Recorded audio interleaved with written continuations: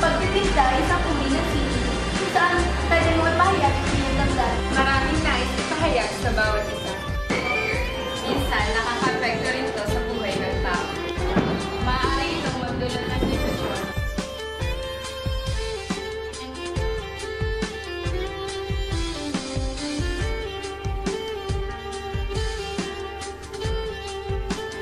Sa pamamagitan nito, maaari mo ipahayag ang iyong karanasan.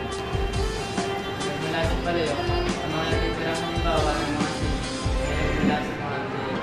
Ito ay ang pagpipinta ng buhay ng mga pangkaraniwang tao, tagpo sa digmaan, labanan ng atleta, pangyayari mula sa mga epic.